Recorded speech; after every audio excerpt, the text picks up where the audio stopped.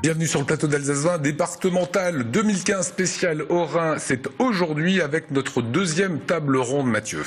Oui, nous ont rejoint Nicolas Gendère pour les couleurs de l'UDI, candidat dans le canton d'Altkirch. À ses côtés, Frédéric Hilbert, candidat dans le canton de Colmar 1 pour Europe Écologie Les Verts. Et José Sanjuan, candidat dans le canton d'Ensisheim pour le FN, Rassemblement Bleu Marine. Voilà, tout cela, c'est un tirage au sort qui a eu lieu en présence de nos invités.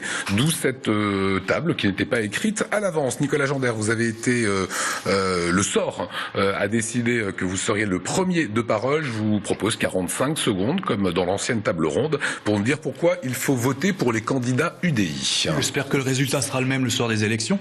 En tout cas, à l'UDI, nous sommes des humanistes et pro-européens. Alors, humanistes, c'est important parce que ça veut dire que nous souhaitons que l'homme soit au cœur de tous les projets.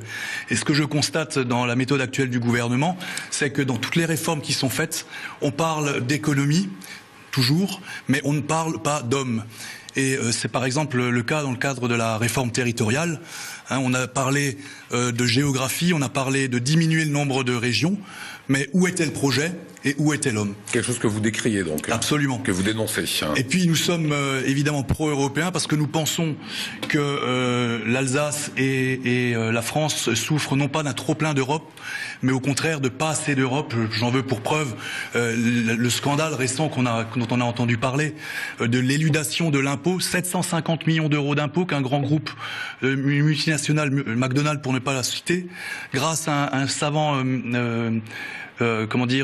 montage, a réussi donc à payer son impôt non pas en France mais au Luxembourg, parce que les règles fiscales ne sont pas harmonisées au niveau européen. Sauf qu'on n'est pas dans les départementales là, mais plus dans de la politique générale. Vous expliquez un petit peu pourquoi nous étions pro-européens à l'UDI. Frédéric Hilbert, vous êtes candidat de Colmar, conseiller général sortant, Europe Écologie Les Verts. 45 secondes, vous représentez ce soir votre famille politique. Oui. Je pense que Europe Écologie Les Verts, nous avons déjà eu des élus et nous avons montré que nous sommes constructifs, que nous avons des convictions et que des convictions écologiques, forcément, et aussi des convictions de solidarité et qui rentrent pleinement dans les compétences du département. Et nous avons vu que lors du référendum perdu en 2013, les écologistes ont su dépasser les clivages politiques et travailler avec d'autres formations politiques pour le bien de l'Alsace et pour le bien de nos concitoyens. José Sanjuan pour le FN, Rassemblement Bleu Marine, candidat dans le canton d'Ensisheim, vos 45 secondes. Donc, moi, je me suis fait un petit écrit.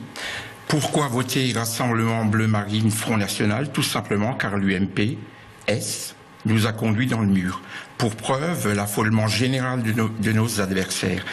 Leur seul programme est de combattre le Front National, premier parti de France, républicain et patriote.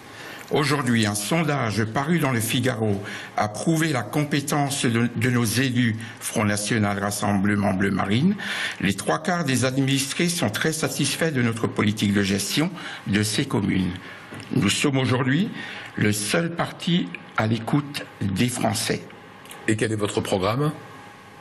De toute manière, le programme se fera tout à l'heure sur ce que personne ne veut parler, les comptes du département. On viendra sur les comptes, sur la dette qui est absolument colossale du département, et c'est sur des chiffres, de vrais chiffres, que l'on pourra faire des propositions, non les propositions électorales qui ne pourront pas être tenues. Donc c'est sur un constat tout à fait. Que vous allez faire votre programme, mais demain, les gens qui vous regardent et qui veulent voter pour vous, ils vont aussi voter sur le départemental, sur un programme. Qu'est-ce que vous avez à mettre en avant? Je pose ces questions parce que les thèmes actuels du FN, qui est la sécurité, la sortie de l'Europe, l'immigration, l'islam, ce sont pas des thèmes, ce sont pas des choses qui sont gérées par le CG68, le Conseil général du Haut-Rhin. Donc, dites-moi le programme en 2-3 mots. Mais en 2-3 mots, c'est remettre de l'ordre dans le fonctionnement des comptes départementaux. Je vais vous donner un exemple très simple et après on pourra débattre là-dessus. 2008, 304 640 000 euros de dettes que nous devons à l'UMP. C'est eux qui ont la gestion. 2013, nous en sommes à 485 446 000 euros de dettes pour le département. Chaque année, le département paye 14 millions d'intérêts de la dette. Une fois que j'aurai démontré que quand on enlève les frais de fonctionnement, que nous enlevons surtout le social et les frais du report de la dette, vous verrez qu'il ne restera pas grand-chose pour s'occuper de tout le reste. Donc faire des promesses sur les réflexions de route ou ce genre de choses ne tiennent pas la route. Il faut se baser sur un budget. Ce budget, j'en parlerai tout à l'heure, il a été voté. Il y a eu un budget primitif qui a été voté, qui ne tient pas la route. Vous avez fait 3 minutes, je vous informe juste sur le temps. Monsieur Jean-Bert. En 2 mots, la dette, c'est pas un gros mot. Il faut arrêter avec cette histoire. La dette, ça permet de financer des investissements. Et quand le département, quand nos communes, quand nos Comcom investissent, bien sûr, elles s'endettent. Mais elles donnent aussi du travail à nos entreprises. Et les entreprises, elles viennent d'où? Elles viennent localement. Elles créent de l'emploi quand on investit. Et c'est d'ailleurs tout le problème de la baisse des dotations de l'État, parce qu'on va droit dans le mur. Moins 13 milliards pour les 3 prochaines années de dotation de l'État à destination des collectivités territoriales. C'est moins d'emplois, c'est moins de développement économique. C'est moins d'emplois, etc. Moi, je vous donne un seul exemple. À Altkirch, nous avons rénové la halle au blé, 2,4 millions d'euros. Nous avons donné du travail à 39 entreprises. Eh bien, avec la situation actuelle et la baisse des dotations de l'État, on ne pourrait plus le faire. Et donc, il y aura moins d'emplois dans le secteur. Comment résoudre alors cette équation? Parce que du coup, il faut continuer à faire au moins autant, voire plus, avec moins de dotations. Comment on résout cette équation insoluble? Et justement, vous dites bien dans la question que l'équation est très difficile. Et en tout cas, je pense que l'État doit revoir cette politique-là, parce qu'on va droit dans le mur, ça n'est pas possible. Et si vous êtes aux affaires demain, vous faites quoi? Eh bien, on devra, bien sûr... gérer le budget avec les ressources qui seront les nôtres, mais je pense qu'il y aura des grosses difficultés. Et ce que fait l'État dans cette politique-là, c'est que l'État transfère l'impopularité de l'impôt sur les collectivités locales. Parce que c'est facile de dire on n'augmente pas les impôts au niveau de l'État, quand au niveau des collectivités locales, on est obligé de les augmenter. Ou alors de sabrer les services. Ce sont les services de proximité qui en feront les frais. Et c'est, je trouve, dommage. Je vous préserve en termes de timing. Frédéric Hilbert, vous avez 2 minutes de retard. Vous avez regardé le JT tout à l'heure avec la venue de Nicolas Sarkozy à Fessenheim. Vous avez également entendu ses propos. Arrêt de la centrale de Fessenheim. Qu'est-ce que vous avez à répondre? Juste sur la dette aussi. Ouais. Moi, je suis élu depuis 2008. Et depuis 2008, le président Buttner et les conseillers généraux de toutes tendances confondues se plaignent de baisse des dotations de l'État qui ne suivent pas. Donc de toute façon, on sait pertinemment que dans l'avenir, il faudra faire avec beaucoup moins d'argent parce qu'il y aura des dépenses qui vont augmenter, notamment dans la solidarité, le RSA, etc. Il y a du chômage, donc ça va augmenter. Donc il faudra de toute façon, il faudra faire très attention aux dépenses qu'on a et on ne pourra pas faire toutes les promesses que j'entends ici et là dans la campagne. Ensuite, par rapport à Fessenheim, EDF... On arrête, on n'arrête pas? On sera de toute façon forcé d'arrêter. Ça c'est sûr, mais de toute façon, on arrête demain ou pas? On arrête. Pour l'instant, nous, on aimerait arrêter le plus rapidement possible, pour une raison toute simple. Fessenheim est une centrale qui fait partie d'une génération de centrales qui ont tous le même âge, plus ou moins. C'est la plus âgée, mais tous le même âge. Il va falloir bientôt, si certains souhaitent continuer le nucléaire, toutes les rénover. Et c'est ce que EDF appelle le grand carénage. Et c'est quelque chose qui va coûter de toute manière, quoi qu'on fasse, très très cher. Et je pense qu'on fera des économies si on arrête Fessenheim tout de suite et si on investit dans le renouvelable et dans les économies d'énergie. C'est ce qu'on fait avec le département. Quand je suis arrivé, on criait qu'il fallait surtout pas fermer Fessenheim. Actuellement, grâce aux écologistes au département, on a changé de position. On se dit de toute façon, on a acté que la centrale de Fessenheim va fermer. On va réfléchir maintenant à ce qui va se passer après. Sur les économies, c'est quand même où est-ce qu'on peut tailler quand on est le département? Genre sur la solidarité, sur le RSA, sur les prestations, c'est quand même très difficile, tant plus que vous ne maîtrisez pas les critères. Sur la dépendance, c'est très compliqué. Où sont les marges de manœuvre? Les marges de manœuvre ont déjà commencé. C'est la réfection des routes. On les rénove pas au même rythme qu'avant. On embauche moins rapidement les personnes qui partent. Enfin, il y a des choses comme ça qui sont en train d'être faites, qu'on subit actuellement. Même question à vous, M. Sanjuan. Où est-ce qu'on pourrait faire les économies? Effectivement, justement, il faudra faire des économies, qu'on le veuille ou non. À un moment, on a effectivement le problème du RSA, le grand problème, c'est le social. Le social prend, vous ne me contredirez pas, 60% des dépenses. ce qui est absolument phénoménal. Donc on arrête ces dépenses-là ? Mais pas du tout. Simplement, il faudra à un moment donné regarder est-ce qu'il y a effectivement, comme il a été dit, trop d'abus. Il ne s'agit pas de faire une chasse aux sorcières, mais il s'agit de trouver des économies. On va pouvoir trouver des économies, mais faut-il encore partir sous le vrai budget ? Le budget qui a été voté cette année, le budget primitif, ne tient compte de rien. 2014 et 2015, on nous trouve le même budget pour le social. Alors qu'on sait, et par des paroles qu'il a de tendance à augmenter, hein. Qu'il a tendance à augmenter. Mais justement, alors que l'UMP qui gère le département, lui, a reporté la même somme pour 2015 que celle de 2014. Donc on sait déjà que ça ne tiendra pas la route, puisque M. Buttner fait savoir que la dépense est expansionnelle, ce qui fait qu'il faudra faire des économies. Je vous donne juste une petite chose. Conseil général 68, et là je vous reprends, revoir notre niveau d'emprunt à la baisse. Parole de M. Buttner. Donc déjà en 2010, parce que je vous fais savoir que c'est en 2010 que M. Buttner faisait savoir qu'il fallait emprunter moins, et qu'est-ce que vous avez fait ? Eh bien vous êtes allé dans le sens inverse. De 304 millions d'euros de dette, nous sommes à 485 millions. Et pourquoi aujourd'hui l'UMP qui gère le département n'a pas sorti les comptes du département alors que chaque année il les sort au mois de février ? Mais parce qu'ils en sont tellement fiers qu'ils veulent les garder dans leur sac et les montrer après les élections. Donc, je vais vous arrêter parce que vous avez 1 minute 30 de plus que les autres, hein. Oui. Monsieur Gendère ?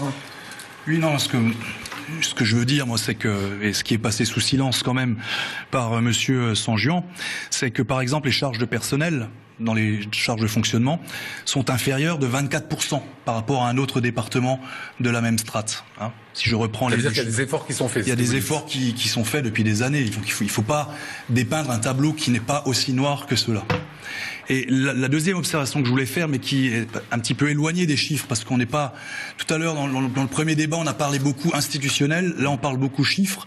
Je suis pas sûr que ce soit ça qui intéresse nos concitoyens. Ce qui intéresse nos concitoyens, c'est justement ce besoin de proximité.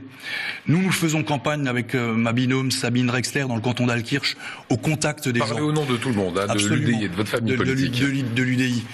Nous allons au contact des entreprises, des artisans, des commerçants, et je dois dire qu'on ne croise pas nos concurrents. Et on croise encore moins le Front National, parce que les candidats Front National ne font pas campagne, ils ne viennent pas du canton. Ils ne viennent pas du canton, ils ont eu toutes les peines du monde à trouver des candidats du Sungo. Et donc après, ça serait les candidats Front National qui seraient les mieux placés pour défendre. Le Front National est présent dans tous les territoires. Hein. Absolument. Voilà, l'UDI, c'est pas le cas. Et on a vu la plupart du temps des alliances avec l'UMP ou divers droites. Ça pose un problème parfois de clarté aussi pour les électeurs, non ? Non, parce que si vous voulez, il y a toujours eu dans la tradition politique française une alliance entre le centre, les partis du centre et la droite. Et c'est exactement ce qui se repasse. Ce qui se passe cette fois-ci. L'UDI, une formation neuve créée par Jean-Louis Borloo, qui essaye de fédérer toutes les familles centristes. Ça a échoué par le passé, mais on n'est pas à l'abri que ça réussisse cette année. Je crois qu'on est en bonne voie, mais on est une formation jeune. Vous voyez, moi j'ai 43 ans. Il y a d'autres candidats qui sont émérites également à l'UDI et qui ont à peu près le même âge que moi. Et il était, je pense, judicieux de faire un accord avec l'UMP sous la bannière tous unis pour le Haut-Rhin et contre l'abstention. Frédéric Hibert, vous avez un petit peu le même problème, entre guillemets, enfin de visibilité, ou parce que la gauche traditionnellement faible dans le Haut-Rhin, du coup en partenariat, en alliance avec le Parti Socialiste. Alors toujours à côté, il y a toujours un candidat PS ou un candidat Europe Écologie Les Verts, jamais de binôme, jamais d'association. Pourquoi ? Parce qu'il n'y a pas eu d'accord avec le Parti Socialiste. On a discuté pour effectivement éviter de... Vous n'êtes jamais en frontal, enfin à part dans un ou deux cantons urbains. Personnellement, j'ai été élu en 2008 contre un candidat socialiste. Donc j'ai expérimenté le frontal. Vous connaissez ? Je connais, voilà. Et puis voilà, cette année il y en a peut-être un peu moins, voilà, c'est comme ça. Il y a la politique nationale qui rentre en jeu aussi, hein, par rapport à ces discussions, mais ensuite sur le terrain, on discute entre eux, nous, et puis alors vous avez l'expérience d'être candidat sortant, d'accord ? Donc vous savez l'exercice du pouvoir, en tout cas au CG. Aujourd'hui, ça sera un binôme, donc vous travaillerez à deux. Est-ce que ça peut être problématique dans votre propre entité, dans votre propre gouvernance, hein ? Je pense pas. Je pense que on est deux élus au même titre, chacun. et chacune, et chacun fera selon ses convictions et comme il l'entend. On peut imaginer que 2 élus pour qui on a voté aient quelques dissonances. Je pense, oui. Je l'espère même. Ça mène un peu de flou quand même dans l'avenir, Nicolas Gendaire. Ça pose effectivement un problème démocratique, c'est sûr. C'est évident, la question est bien posée. Mais d'un autre côté, le mode de scrutin amène quelque chose d'excessivement positif. C'est la parité. Et je crois que sans ce mode de scrutin, on l'aurait toujours pas, la parité. Et donc moi, j'y suis excessivement favorable. Que vont changer toutes ces femmes? Je m'adresse à vous qui avez un petit peu de temps encore. Qu'est-ce que ça va changer? Plus de femmes, plus de parité dans cet hémicycle du Conseil général? Juste par rapport au fait qu'ils votent pareil ou pas, à l'Assemblée nationale, il y a des membres du même parti politique qui votent pas forcément de la même façon. On a vu les frondeurs du PS récemment. Mais dans tous les partis, pas seulement le PS. Et donc je pense que ça pose pas de problème ici. Plus de femmes, je pense que c'est important. On a célébré entre guillemets la journée de la femme il y a pas longtemps, et on a vu qu'en Alsace, d'un point de vue salarial, d'un point de vue de tâches ménagères, etc., la femme n'est pas forcément encore l'égale de l'homme. Et je pense qu'en politique, au moins symboliquement, il faut que ça rentre dans les têtes et dans les mœurs que la femme c'était égal à l'homme, et que ça passe par là. Ensuite, politiquement, les femmes auront leurs convictions comme les hommes. Pour moi, il n'y a pas de différence entre un élu homme ou un élu femme. Mais en tout cas, je pense que symboliquement, si elles tiennent la même place et qu'elles sont le même nombre dans une assemblée, c'est important, et j'espère qu'on y arrivera bientôt à l'Assemblée nationale et au Sénat. José Sanjuan, je vous invite à faire court parce que voilà, ne vous étendez pas. Nous, on n'a pas de son à recevoir de personne, surtout pas là-dedans. Juste un petit mot sur, vous êtes dans tous les cantons du Haut-Rhin, avec fatalement des candidats qui sont sans expérience. C'est pour vous un pari sur l'avenir ou c'est un handicap? Non, pas du tout. C'est véritablement un pari sur l'avenir. J'ai vu aujourd'hui, nous sommes 5 sur 6 à ne pas être aujourd'hui dans le Conseil général. Donc pourquoi ne serait-ce pas un pari sur l'avenir? Oui, moi je suis pour cela. Le but, c'est de faire, s'il y a pas mal de conseils généraux, une vraie démonstration pour les prochaines présidentielles. On a le sentiment que la mobilisation du Front National, c'est ça. Vous le savez tous très bien. Tout le monde a peur des résultats du Front National. Et nous allons faire très fort. Nous n'allons pas faire fort. Nous allons éliminer au premier tour le Parti socialiste. Ce même Parti socialiste suicidaire qui va demander à leurs électeurs de voter pour l'UDI, pour l'UMP, alors que ils les auront critiqués, comme l'a fait M. Fischer, en disant que le résultat que laisse l'UMP au Conseil général est mauvais. Eh bien, cette même personne va demander à voter au second tour l'UMP. Frédéric Hilbert, Gilles Fischer était aussi un petit peu dans la même veine tout à l'heure. Le barrage au Front National, c'est un argument aussi qu'on peut retrouver chez les Verts ou pas du tout? Le barrage, je crois qu'on espère tous que le Front National n'accède pas au pouvoir. Ensuite, je pense qu'on a, en tant que parti politique au niveau national, on a une responsabilité par rapport à ça. Je pense que le vote Front National, c'est plus l'abstention qui fait ressortir le Front National, qu'il y a des électeurs qui se mobilisent, mais c'est un échec de la politique nationale. Je pense que si on ne dit pas la vérité aux gens, on ne croit plus à la politique.